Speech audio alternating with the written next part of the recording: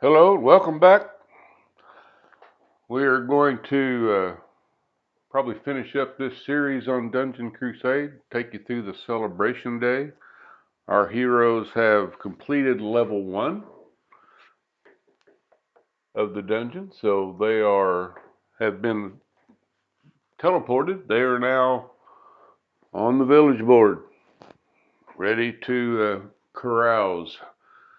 So, try to go through this step by step as best we can. From the rule book, the start of Celebration Day, the villagers will present the heroes with a gift. So we're going to draw a Celebration Day card here. And it is, let me bring it up on this other camera here, maybe. It is 700 gold. Always good to get more gold, because I have a feeling we're going to be buying a bunch of stuff. Okay, so that's done. Next, if the heroes have completed any tavern tasks, they may be turned in now and any reward collected. Our tavern task was proving our worth and basically that mystery chamber room we went into. So we get another 500 gold. This is going to help with our shopping. So, next up, after the tavern task, new stock will arrive at the blacksmith shop. Roll a d6, add 5. Draw that amount of loot cards placed within the blacksmith shop. If a piece of junk loot or an underworld artifact is drawn, reshuffle these cards back into the loot deck. Okay, I'm assuming, obviously you don't put those in, so I don't think that's going to count towards whatever number you have here. Okay, so a d6. We got 4.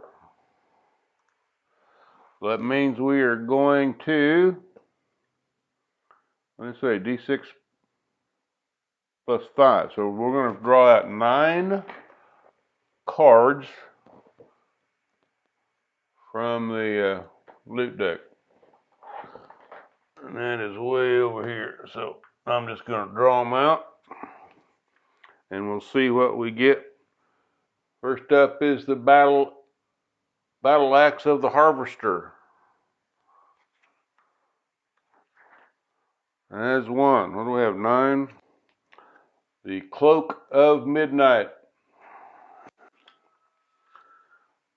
A shabby pillow, which is junk. So we're going to not use that one. An elegant charm. A dagger of mourning.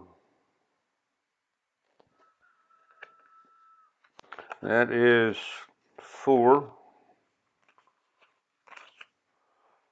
The slicer. That's 5. Oh boy, there's a good one. Charcy's hatchet. That's one of the special ones. Neck armor. That's not worth anything. What do we got here? 1, 2, 3, 4, 5, 6. We've got 3 more. The pendant of lost souls. An unknown thing. Well, that's junk.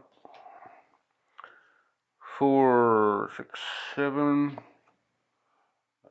Ashwood crossbow. And last is the king ring of the divine. Okay, so let's put those in the blacksmith area.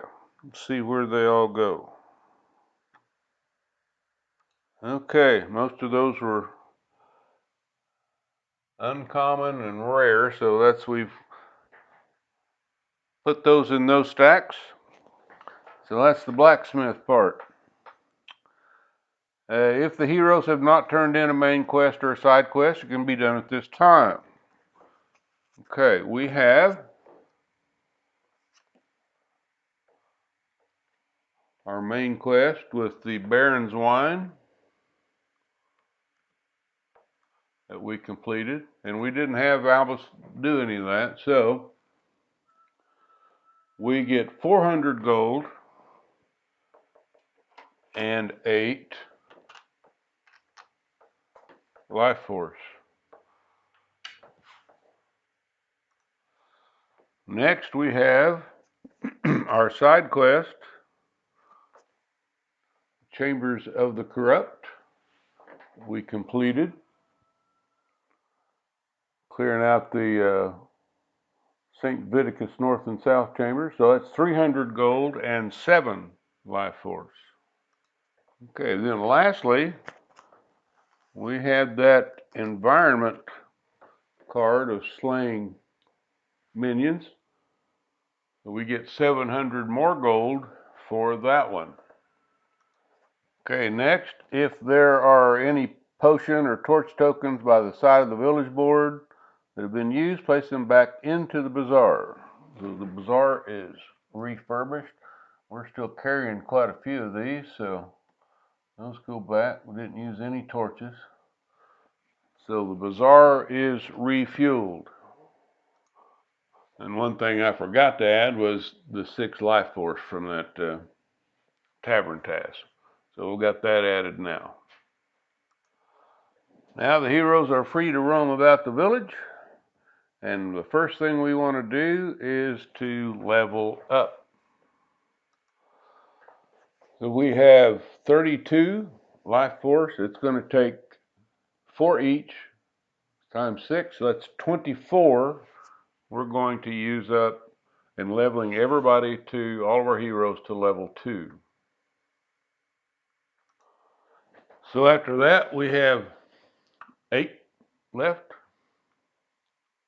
And tallied up all the gold. We have 6,200 gold. All right, so what you want to do when you level up, get your new cards, and then you're going to take these markers and put them on the level 2 spots for each one. So I'm not going to drag you all through that, but that's the steps. So like Melhuliac has 9 health and 2 essence, but you can see his stats are, the new ones are going to be 16 and 10 are his max from 12 and 8 on the level 1. So so you want to do that. You want to level everybody up and then transfer their existing stats over, and then you want to like visit the temple or the tavern or something to regain, to get your health and essence to full, because these are going to have new numbers, new fulls, in other words, higher ones. So that's the process from there. Okay, now everybody's leveled up to level 2, and I think the first thing to do, since all the stats you can see, everybody's way up. So everybody's going to spend 200 and visit the tavern to rent a room. That gets all your essence back up, and then visit the temple and for the healing fountain for another 100 gold. Fully restores your health. So we're going to spend 1,200 gold to do that. So that goes away. Easy come, easy go. And everybody moves up to their max health and essence. And now everybody is all refreshed, fully healthy, fully essenced. So the next thing we want to do, probably, there's things you can do. Visit the bazaar. I don't think we need to do that because, well, I don't know. I may have Pauloon get an ochre and a healing just to have that going in. And you can visit the academy. Only have what 7 essence, and I think I'm gonna spend five of that and boost Albus up to level 3. He can go on up to level 3. So that would just leave me 2. And I may look through some cards. Somebody may have a special ability, like Melhiliac doesn't have one out yet. I don't think Zeke has one out. Just see if we can find one. These these 4 have a special ability out. So I may look, see if somebody's got a 2, because I don't see any sense in right now saving life force. So with that, I think I am going to go ahead and boost. Matter of fact, Albus was carrying this elixir, so he's just going to give that to Pauloon. And he's also carrying that sharpened pickaxe, which will be fine. We can probably just give that to somebody. So I'm going to level up Albus to level 3. And you can see he goes up. He can carry 8 potions. Got a movement of D10 plus 10. Carry 5 weapons or whatever items, and 3,000 gold. So that is what Albus is doing. So that takes me down to it costs 5, so it takes me down to 3. So that is 3 life force that we have left to spend. So that may, actually, I think I may look and see if anybody can get something. The main thing is I'm gonna look through these new cards, and I have what is the 5,000 gold. So I'm gonna look through those cards and see what new weapons, and maybe I may get some more gems crafted, things like that, and then we'll pretty much finish up that part of it. Okay, so based on some weapons I bought, I went ahead and turned in all of these things, and had the blacksmith create me a couple of power gems. And I spent 4,200 more to buy these excellent weapons. That way everybody now will at least have 1 +2 damage weapon, and some of them maybe more. But with the power gems, the slots that some of these have, like this one here, we'll use that and boost them up with some other things. So it should make most of the heroes fairly powerful going into this level 2. We'll see what happens. I'm thinking I may raise the difficulty level at least up 1 notch. Maybe get like a couple of guardians and maybe 1 or 2 more minions, or I don't know. I have to look at it for sure. So after all has been spent and done, I have 3 life force and 4,000 gold. And I think you can go do the House of Chance. I think with 400, it's not really worth my time and effort to do this. I may do later. I may do like a little short segment, and because I can't really set up the House of Chance games with what I've got on the table right now. So, but I may set up, just for funsies, set up a video, do a video on strictly the House of Chance items, and go through a playthrough of each game, so at least you'll have some of it. And they're not, I mean, one of them's like blackjack. Pretty much everybody should know blackjack. So that's one of them. The others, I mean, they're fairly simple. So after Celebration Day, again, the potion and torch tokens, if you have any more of those used up, you put them back in the bazaar. We're going to create a new encounter deck using the same procedure that we did to set up. So we'll take, remember we had some leftover cards, so we're going to take 20 of those cards and 9 of the interlude cards, shuffle those all up, and then put another interlude card on the top of that deck. So that's how we make the encounter deck. We're going to remove minions from the dungeon. So we have 2. Is that all? That's all I see. I may be missing one. Yeah, red dwarfs, nope. Yep, that's all we had left over. We're going to take those out. And you're going to repopulate the dungeon. So you're going to take, draw level 2 minions. And depending on your setting, like right now we're on 3, so we would roll spawn points for 3 new minions, 3 level 2 minions. Reset the red token on the Guardian spawn track, so that would go back up to 20.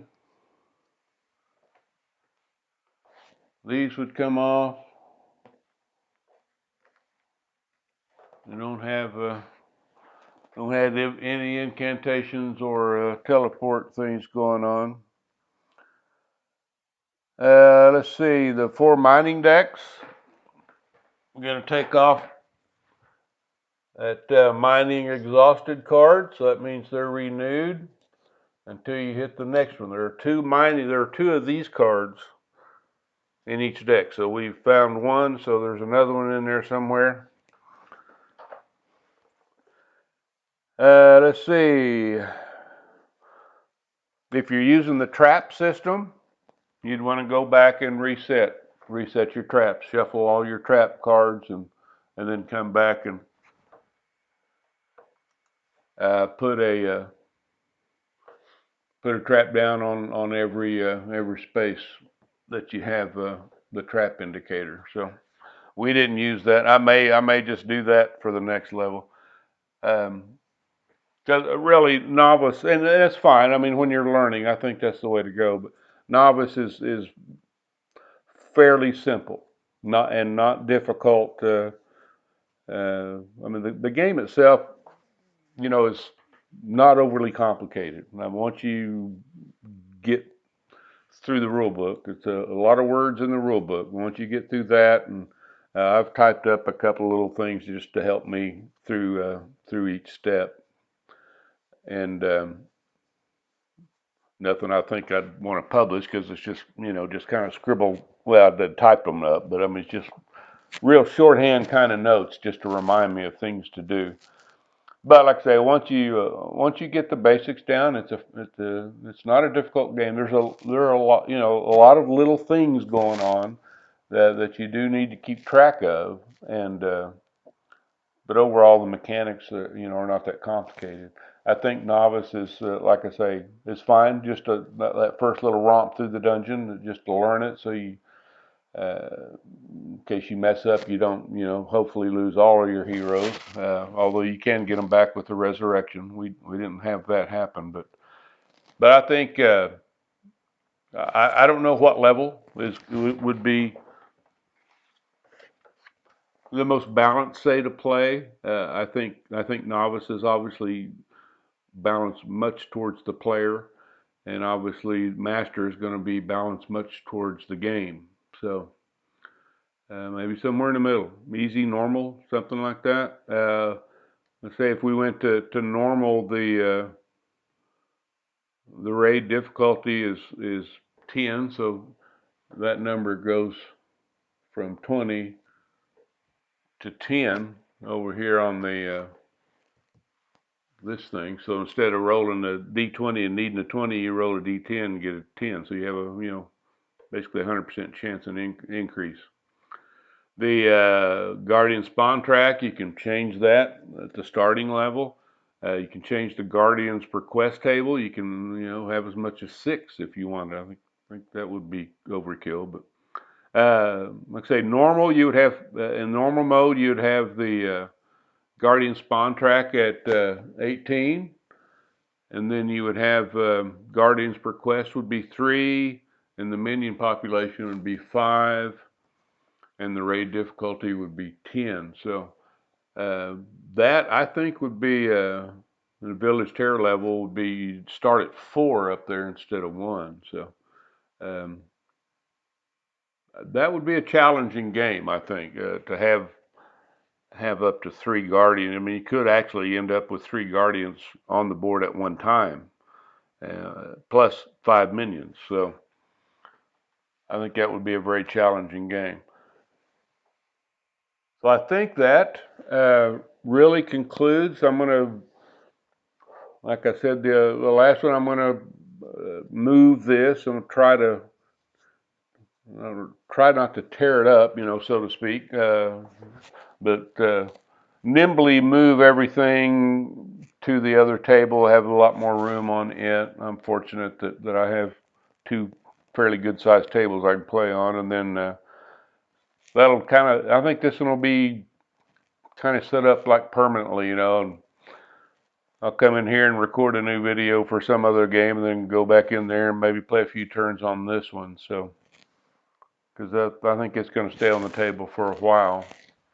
Because this is the only dungeon I played. I played all the way through once, but using this same dungeon. So, I'd like to try. I've got 3 other dungeons to try out, so I want to do that and kind of find a balance of where I think it's extremely challenging, but it's not just going to kick my butt every time I turn it, make a turn. But we shall see. I have enjoyed playing this game. I hope you've enjoyed watching along, and I hope it helps. And like I say, I may do a House of Chance series just to show all 4 of the House of Chance games. So basically, during that, you take a D4 and you roll. If you have all 4 of them, you roll that D4 and they're numbered. So that's the one you play, and you're only allowed to play 1 each celebration day. So. But folks, I appreciate you hanging out with me. We shall see you next time. Next time will probably be Anachrony. I'm still kind of learning it, but getting it down pretty good, I think. At least on the improved Chronobot. I haven't even tried a game yet with that new Chronosis, and I haven't tried any of the add-ons like Fractures of Time and all that. But we'll get there. So. Have a great day. We will talk to you soon. Thanks.